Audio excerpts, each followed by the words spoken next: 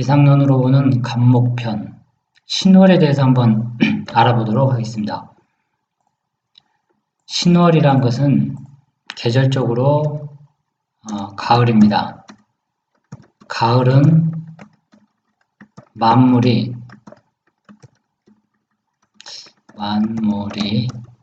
무르익는 계절입니다. 비단 이 기상론이나 상리학에서 가을은 뭐냐면 모든 오행이 다, 일부를 제외합니다. 모든 오행이 다 성숙하고 결실을 맺는다라는 개념을 갖고 있으면 됩니다. 예를 들면 간목도 마찬가지고 이 목으로 되어 있는 일간들은 가을이 되면 다 익습니다. 다 성숙을 했다라고 보는 겁니다. 병화는 아닙니다. 그리고 정화도 당연히 아니고, 그 다음에 무토나 기토 같은 이 토일간으로 태어났는데, 이 토일간으로 태어나서 나무를 키우는 구조들이라는 게 있습니다. 이런 구조들은 전부 가을에 어떤 만물이 성숙하는 개념을 갖고 있어야 됩니다. 경금이나 신금도 마찬가지로 가을이 되면 다 크고 성숙한 성인과 같은 존재가 됩니다. 임수나 개수는 가을이 됐다고 해서 물이 다 커지는 것이 아니고, 임수, 개수로 태어난 일간들이 나무, 목이라는 구조를 키울 경우 가을 신유술월이 되게 되면 이때 나무의 성숙이나 결실을 맺는 바로 그러한 계절이 됩니다. 어찌됐든 간에 지금은 간목 기준으로 이 신월, 가을이라는 계절에 대한 지금 해석을 하는 시간이기 때문에 이 간목 일간 중심으로 해석을 하겠습니다. 예를 들면 간목이 이렇게 신월인데, 신월이면 나무인 간목이 다 성장을 했구나. 다 성장을 했으면 이 쓰임의 용도가 나눠지게 됩니다. 대표적인 게 제목이 되는 간목인데, 이럴 경우에는 간목과 경금이 있어야 되고, 정화라는 구조를 이루게 되면 이거는 제목감입니다. 제목감. 다 자란 나무를 베어서 다듬어서 큰 가구를 만들 수도 있고, 동량, 석가래 이런 걸 만들 수가 있습니다. 이거는 곧 뭐냐면 나라의 큰 제목이 되는 겁니다. 지금으로 표현하게 되면 옛날에는 관리였지만 지금은 바로 공무원 중에서도 직급이 아주 높은 공무원들 전부 다 간목, 정화, 경금의 구조들입니다. 대표적으로 이런 형태들입니다. 이렇게 되면 간목이 가을에 다 성숙을 해서 잇목에 뿌리를 두고 경금이라는 큰 결실, 열매를 가지고 있는데, 이때 이 경금을 열매라고 표현할 수도 있지만, 이때는 이 정화라는 것과 같게 되면 경금은 하나의 도구가 됩니다. 도구. 무슨 도구냐면 나무를 베는 도구입니다. 이때는 정화가 있을 경우에 이렇게 해석을 합니다. 그러면 이 경금이라는 쇠뭉치를 정화, 열, 빛을 이용해서 바로 도끼라는 날카로운 칼을 만들게 됩니다. 이 날카로운 칼을 가지고 간목이라는 큰 나무, 동양 그릇을 석가래 같은 대들보를 만들기 위해서 깎고 다듬는 겁니다. 즉 간목과 경금과 정화의 조합, 특히 가을 간목, 이럴 경우 지지에 일단 충이나 극에 상관없이 이걸 고려하지 않은 상태에서는 그것이 상당히 크구나라고 봐야 됩니다. 단 지지에서 충곡을 맞게 되면 이거는 또 별도의 해석입니다. 이럴 경우에는 길이 흉으로 바뀌어버립니다. 그래서 간목과 경금 그리고 정화의 조합 상당히 좋습니다. 가을에 간목이 경금 열매가 주렁주렁 달려있고 주렁주렁 달려있기 때문에 재산이 있다라고 보는 겁니다. 이 정화가 없게 되면 만약에 단순히 이렇게 경금만 있다 이럴 경우에는 이 사주는 무조건 재물로밖에 사주 그릇을 형성할 수가 없습니다. 근데 이 정화라는 식신, 식상 어떻게 보면 상관인데 이 상관을 이용해서 관살, 칠살을 제압한다. 그래서 식신제살이라는 고사성어가 있긴 하지만 이런 식신을 이용해서 경금을 제압할 수 있는 사주는 귀격사주가 됩니다. 한마디로 그릇이 크다. 이런 사람들 생각하는 바가 남다르다. 큰 꿈을 품고 있다. 이렇게 등등 해석을 하게 됩니다. 그래서 간목과 경금과 정화의 조합 이런 사주들 상당히 좋습니다. 근데 이런 사주들이 많이 실제로 존재하지는 않습니다. 이걸 고서에서는 갑정경이 아니네요. 갑무경이죠. 이제 고서에 보게 되면 갑무경에서 삼귀격 나옵니다. 참고로 저는 이 삼귀격에 대해서 믿질 않습니다. 이거는 전혀 근거가 없다. 네, 제가 실제 아는 분 중에 이 삼귀격이 있는데 이 삼귀격 하니까 예를 한번 들어보겠습니다. 그 사람 제가 아는 그 분의 사주가 간목, 경금, 간목, 진토, 갑오, 경호, 갑인 이런 사주인데 간무경이 있다고 해서 삼귀격이라고 어느 철학원에서 얘기했다고 하는데 실제로 이 사람은 지금 병원에서 치료 중입니다. 정신질환 문제로 인해서 실제로 병원에서 치료하고 있습니다. 간무경이 3기라고 그러면 사람이 귀해야 되거든요. 이 사주라는 것은 제 기상론적인 그런 관점에서 보게 되면 5월의 간목입니다. 여름의 간목이 경금이라는 큰 도끼로 한 방 맞고 있는 겁니다. 금국목으로 간목이 상처를 입은 나무입니다. 이게. 그리고 지지로는 인목 오화로 인해서 물론 진토가 있어서 이 많은 열기를 설기시켜서 간목을 살려주려고 하고 있는데 아무리 그렇다 하더라도 이렇게 오가 깔게 되면 나무 뿌리가 이거 탄 걸로 보게 됩니다.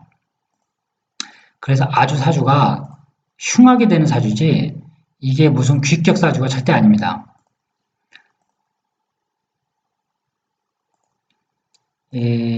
실제로 고서에 있는 것과 실제 주변에 있는 사주들을 비교해 보게 되면 실제로 일치하지 않는 경우가 상당히 많습니다. 이 사주는 제가 보면서 요게 만약에 남자다. 이런 사주가 남자를 가지고 있게 되면 이런 분한테는 절대 딸을 시집 보내서는 안 됩니다. 왜 그러냐면 이 간목은 자기 배우자, 이 배우자가 들어오게 되면 5월 한여름에 자기 배우자를 어떻게 생각하냐면 내 뿌리를 태우는 그런 존재로 인식을 하게 됩니다. 그러면 상당히 불만족을 갖게 됩니다. 불만족. 부부 사이도 상당히 안 좋습니다. 이분 같은 경우는 배우자가 겨우겨우 지금 현재 참고 살고 있습니다. 그냥 마음고생이 이루 말할 수도 없습니다. 이게 간무경이 천간에 뜨다고 해서 귀격이다. 그런 단순한 사주 해석법은 전혀 맞지가 않더라. 제가 아는 분의 사주가 기억이 나서 이렇게 실제로 말씀을 드렸습니다. 일단 갑정경, 갑무경이 아니고 갑정경이 있게 되면 사주가 상당히 격을 갖추게 된다. 그런 식으로 표현을 하게 됩니다. 요 사주를 한번 예를 들어서 여자명의 사주인데 이 사주를 어떻게 표현을 해야 되냐면 사주라는 게 어느 정도의 그릇이 눈에 들어오게 된다 하더라도 실제 상담자한테는 그대로 얘기할 수가 없습니다. 왜냐하면 만약에 이런 사주를 이런 경인일주의 여명이 철학원에 방문을 했는데 이 사주를 가지고 그대로 풀어줘 버리게 되면 아마 다시는 방문을 안 할 것이다 라는 게 제 추측입니다. 그만큼 사주가 평범한 사주가 대부분이고 사주라는 게 공부를 하면서 얘기를 하다 보면 안 좋은 부분이 이상하게 더 많이 보이게 됩니다. 물론 장점도 있지만 이 사주 같은 경우는 여명으로서 가을에 나무가 수확기의 나무가 빽빽히 나무 이 세 그루가 어떤 땅에 보이지 않는 땅에 심겨져 있다라고 보는 겁니다. 한마디로 나무는 반드시 한 그루가 태양을 보고 진토라는 땅에 그냥 무조건 뿌리를 박아야 이게 전부 상격사주입니다. 대표적인 게 제가 병정 이게 리오넬 메시라고 축구 선수의 그 사주인데 제가 양력으로 계산을 해보니까 거의 맞는 것 같습니다. 아마 정묘생으로 내가 기억이 나는데 정묘면은 1997년 89년 87년인 것 같네요. 네, 87년생. 이게 리오넬 메시 사주입니다. 갑목은 무조건 천간에 병화를 봐야 됩니다.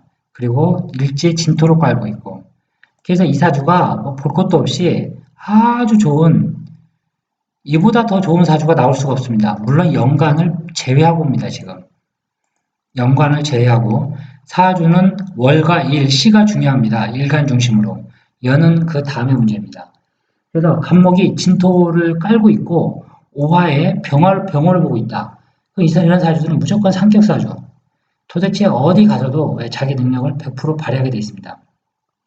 근데 이 사주는 딱 가을에 나무가 한 그루도 아니고 두 그루, 또 이 나무 옆에 무슨 장가지가 하나가 붙어 있는 겁니다. 다행히 경금은 가을의 열매인데 열매가 내 중심 옆에 있는 게 아니고 비겁 옆에 열매가 따곡히 이렇게 달려있는 모습입니다. 이게 여명이기 때문에 관성이 됨으로써 이게 경금이 조금 이상한 해석이 나오게 됩니다. 그 부분 문제에 이상한 해석이 나오는데 조금 부정적인 게 나오게 됩니다. 이렇게 되면 천간에 비경금이 많은 사주들 물론 연간에 경금이 있어서 이걸 약신작용을 한다라고 볼 수도 있지만 지지로 보게 되면 나무는 뿌리가 생명입니다. 뿌리가 인신충으로 싸우고 있는 사주고 또 여명에는 일시 식상을 깔고 있기 때문에 부부공이 좀 불리하다라고 보는 겁니다. 그리고 시간에 을목이 있게 되면 이 을목은 일간 경금의 겁재가 됨으로써 갑목이 뿌리를 내리고 있는 터전에 을목이라는 잎사귀가 달려 있어서 내 뿌리를 자꾸 침범해 오는 형상입니다. 이게 뭐냐면 나중에 결혼을 하게 되면 남편의 외도 문제가 걸리게 됩니다. 이게 상략적인 하나의 해석인데 어찌 됐든지 간에 이런 사주들 신월의 갑목 뭐 대체적으로 천간에 경금이 됐다 무조건 열매로 보게 됩니다. 그리고 이 경금 열매를 다스릴 수 있는 식상이라는 글자가 있게 되면 경금이 있고 거기에 정화가 없으면 병화라도 있어야 됩니다. 병화도 좋은 글자고 이런 게 있게 되면 식상을 이용하는 구조가 돼서 대체적으로 뛰어난 사회적인 능력을 가진 사람, 즉 전문직에 종사하는 사람들이 대부분 많습니다. 아니면 공무원, 아니면 판사 등등 이런 형태를 갖게 되지만 위 사주는 아쉽게도 천간에 불이라는 글자가 없어서 경금을 제압할 수가 없습니다. 그래서 그릇이 조금 많이 모자라는 사주가 된 건 맞습니다. 하지만 이유 여하를 막론하고 이렇게 가을에 경금이 떠 있게 되면 그것은 열매로서 열매는 재산은 곧 돈입니다. 그래서 먹고 사는 데는 큰 지장이 없습니다. 다만 지지가 인신충으로 깨어져 있기 때문에 살면서 반드시 어떤 고비라든지 우여곡절을 겪게 되어 있습니다. 이게 바로 신금과 인목의 싸움이 그러한 겁니다. 또 이 사주를 보게 되면 이 경금의 동태를 잘 봐야 되게 되는데 일간 간목에서 중심으로 연간의 경금을 보게 되면 이게 나한테는 관성이 되고 내 남편이 됩니다. 이 내 남편이 의 기준으로 보게 되니까 이게 재성이 되고 또 일지에 인목을 깔고 있어서 재성을 깔고 있습니다. 이럴 경우 소위 궁겁 제다신약 이런 사주의 형태가 됨으로써 약간은 남편의 상대적인 사주를 봐야 되겠지만 부부궁이 썩 좋아 보이지 않는다라는 게 제 사주적 해석입니다. 다음 시간에는 제가 이 끝나기 전에 요 사주는 이 사람이 남자라고 쳤을 때 이 사주가 남자지만 실제로 이 사람의 부인이 희생하는 사주입니다.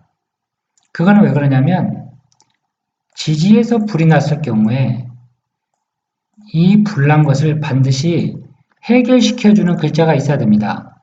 그 글자를 자기 부인이 가지고 있기 때문에 부인은 죽자 살자 고생하는 거고 이 남자는 아무리 잘해줘도 부인이 계속 그냥 아주 신경질만 내고 아주 부인한테 원수 보듯이 합니다. 실제 이렇게 살고 있습니다.